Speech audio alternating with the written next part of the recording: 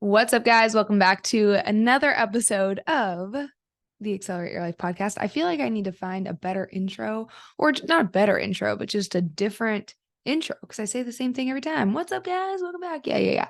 Anyway, welcome back. I am excited for today's episode because we are going to be doing another edition of Fast Fit Facts. We're going to be given a quick little spiel about why ladies should lift weights. You guys know I'm super passionate about this. So obviously it had to be an early edition of the Fast Fit Facts series.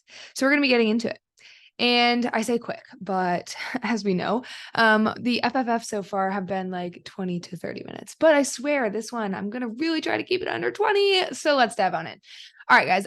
First and foremost, though, before we get into, I have 4 today, by the way, 4 reasons why ladies should lift. Before we get into that, I do want to define what lifting means in this context. Because when I say why ladies should lift weights, I know a lot of you may be like, okay, great. Well, I'm already lifting weights, so I don't need to lift in this episode. Maybe you lift weights in your group fitness class. Maybe you go to the gym and you lift weights on your own and you think that that's doing great by you. But I think we need to be very clear about what lifting weights means, strength training means in context of really improving your body composition. Now, we're going to go over 4 reasons why you should, and improving your body composition is just one of them. Spoiler alert, there are a lot of positives. But I do lean on that one a lot because oftentimes that is the goal many women are trying to reach and are frustrated because they are incorporating strength training into their exercise or they're not, and they don't understand why they're not getting where they want to be. But let's say they are, right? And they're like listening to me say this and they're like, okay, well, I'm doing that already. But are you doing it to the degree and in the way that actually promotes the body composition change you're after? Because there is quite a difference between lifting weights in an aerobic sense, which is what it's probably looking like in your group fitness classes, where you have 30 seconds of rest and you're supersetting everything and you're feeling like you're tired, your heart rate's up, you're breathing hard. That's in cardio, that's an aerobic usage of weightlifting. And I'm not saying there's anything wrong with that. There are benefits to that, but it may not be conducive to the goal you're trying to reach. So if you're somebody who is really trying to improve your body composition, you're trying to be leaner, look toned, look defined, have this athletic body, you may need to have a different mindset around what strength training or lifting really means. So let's define that first, okay? In this context, I am talking about strength training with, number 1, progressive overload. So repeating the same workouts for a period of time. Maybe it's 4 weeks, 6 weeks, 8 weeks, something like that. And doing those exercises over and over again, week after week, with the intention of progressively overloading, which means adding more weight onto it, adding maybe more sets, more reps, maybe shorter rest periods. But when you do that, you're kind of, again, getting into that aerobic sense. And hang on, guys, it is getting very hot in here, and I'm going to turn the fan on really quick. I said this on episode 1, no edits. So sorry about that. But anyway, meaning progressive overload. So essentially getting stronger over time on these same exercises. This is crucial because you have to tell your body why it needs to build this muscle and respond to the stimulus you're getting it. In your group fitness classes, if they like to switch it up and that's part of their marketing of, oh, it's never the same thing, you're never going to get bored. Yeah, you might not get bored, but you're not sending the signal to your body that you need to build muscle. So when I'm talking about lifting, I mean progressively overloading, following a program for a period of time. And on that note of programming, following strategic programming. It can't just be random. It can't just be literally like that, the fact that you're lifting weights. Like, I mean, having strategy behind the exercises that you're choosing, having the right exercise selection, having the right sets, the right reps. That's important. So I mean that when I'm talking about lifting weights. And then I lastly mean training intensity. And this takes time to learn.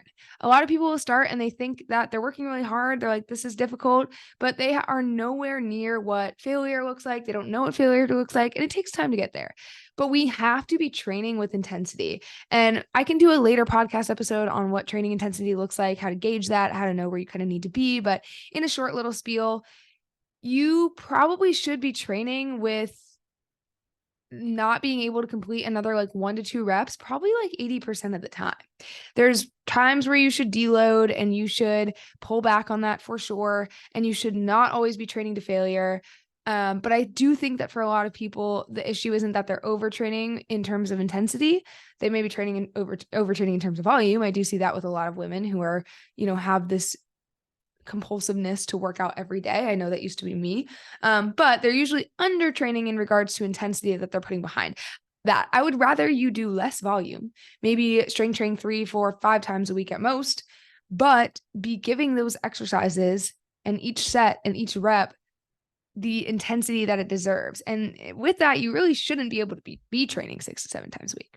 So that is what I mean by lifting in context of this episode. Now, let's dive into the 4 reasons, my 4 arguments, my 4 pleads to you of why you should lift, why my lady should lift. So number 1, I already mentioned it. We'll get it out of the way since I already spoiler alerted it.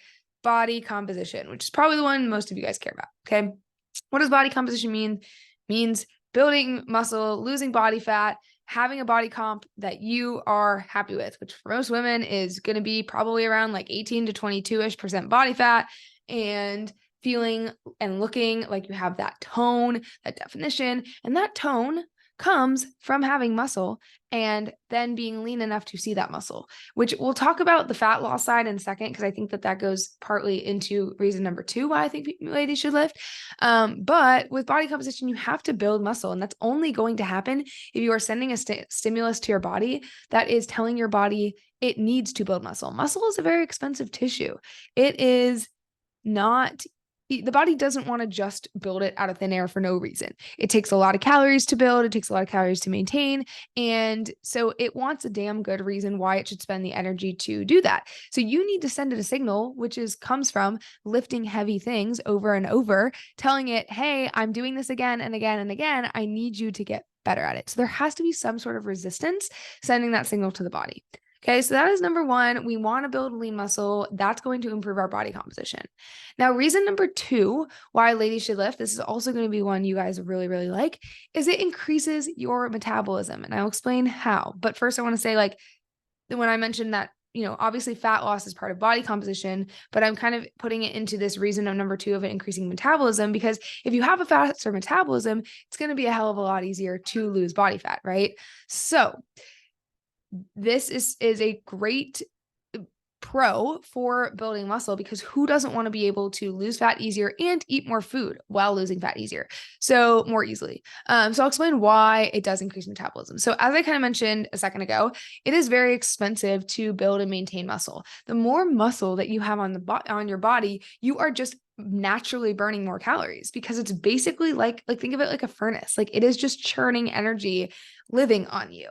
So that is basically your metabolism, right? Like, your metabolism is how many calories you're burning in a day, your basal metabolic rate. So it's going to increase your basal metabolic rate. What that means is, like, think about it. If you just laid in bed and did nothing all day, you could increase the amount of calories you're burning just literally as a human being alive laying there by just having more muscle on your body. So that's a damn good argument of why you should lift.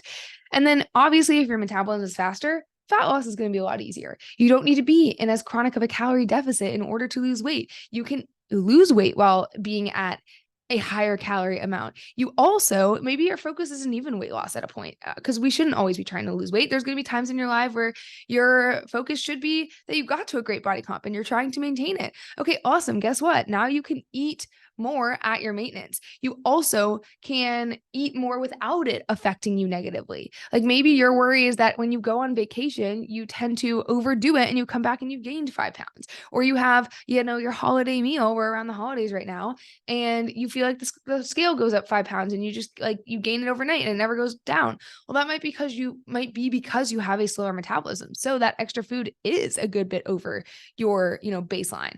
But if you have a faster metabolism, a little bit of a little bit over that baseline is not going to cause as much quote unquote damage. So that's a big, big plus for lifting weights, is it's going to increase your metabolism overall, and you can freaking eat more, which who doesn't want that? Number 3 is that it is very, very functional. I think that this is such a missed piece, and people focus so much on cardio because they're like, well, it's good for heart health. It's good for heart health. Yes, it is for sure. So is weightlifting, which I could have made that its own thing on here. Maybe that's going to be honorary number 5, is that it is also good cardiovascular health. But the functionality of strength training is so crucial. And like the functionality of cardio, it has its place for sure. There's going to be times that in your life where you're going to really need to rely on your cardiovascular system. But what about when you are picking up your kids? What about when you are trying to pick up that, your dog and put him in the trunk? I have to do that every day. And my dog's 50 pounds. I'm basically deadlifting him. So being able to have good proper deadlift form to pick up your kids, pick up your dog, pick up your suitcase, or whatever, bend down and in a squat form and grab the pans from underneath the cabinet, get on the ground with your kids and roll around. Like all of these things come from training your ranges of motion in these different movements that are mirroring the things that you do in your normal life. You get down in squats in your normal life. You press things overhead in your normal life. And you may find, especially as you get older, that some of those movements are getting more and more challenging. You're a lot tighter. You don't have as good of a range of motion. This is probably because we're not practicing and strengthening those ranges of motions on a day-to-day basis. So lifting helps us be extremely functional and also prevent a lot of injury in these things. So that is my number 3 on why ladies should lift. And finally, we will round it out with number 4. I want to know how long I've been recording. I don't have the clock on here because I feel like I'm crushing it in this being a fast fit facts episode. Not too long. Okay, great. But lastly, number 4, pretty obvious one, but underrated as heck. So underrated is it's so empowering. And I might go on a little tangent here for a second, because this is the one that like I did not get into it for the purpose of it empowering me. I didn't get into it for my confidence. In fact, I got into it because I was so unconfident. I wanted to change my body so badly, but I found so much self-love and confidence and empowerment once I really started getting into strength training. Because first and foremost, what the heck is more empowering than pressing your body weight over your head? Not much. It feels pretty damn good. And then you feel like you can honestly accomplish anything. And I think it's the way that this shows up in all the other areas of your life. And obviously, this is the Accelerate Your Life podcast, which is named from my company, Accelerate Athletics, which that name, that word accelerate, which if you guys don't notice on the cover, it is spelled EXCEL, as in excelling at something, not like accelerate with an A, not like accelerating a car, but excel, because it was when I got into strength training and the empowerment that it gave me that I noticed the way I excelled in lifting trickled into every other aspect of my life. I was more confident talking to strangers. I made eye contact walking down the street, waving at people. I was not afraid to raise my hand in class. I was not afraid to ask for a raise at my job at the time. All of these things that we, especially as women, I think tend to let us, like, we shy away from. I excelled in all the other aspects of my life. So I'm just so passionate about what strength training, what lifting can bring to anyone, but especially women. So those are my 4 reasons on why ladies should lift. I hope you guys enjoyed this. And whether or not you're someone who is already lifting, maybe you need to change your definition of lifting. Maybe you're already so on par with everything I said, and this was just a great reminder of why you do what you do. Or maybe you are somebody who hasn't really ventured into weightlifting, strength training, whatever you want to phrase it. I hope that this serves as an encouragement of why you should. And I will do a later episode if you're somebody who's nervous about that first step, because I know that in itself can be intimidating. But I hope that at least now you're excited to see that it is the right step for you and feeling empowered to go and give it a try. So thank you guys for tuning in. I hope you have a great rest of your day, and I'll see you guys on the flip side.